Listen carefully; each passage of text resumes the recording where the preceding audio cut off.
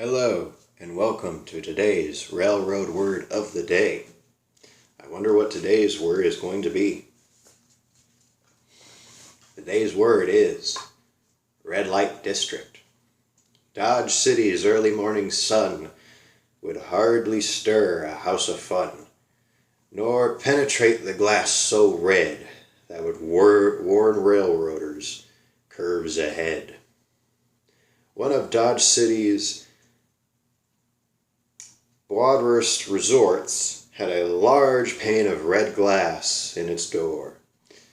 Railroad passengers arriving at night were warned by railroad conductors and brakemen alike to stay away from the red light district. As you can see, there is the picture.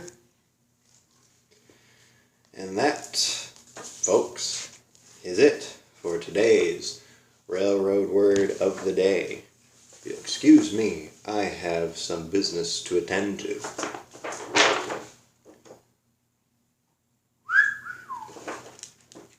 Pullman coaches. What'd you think I was looking at? Dirty-minded little bugger?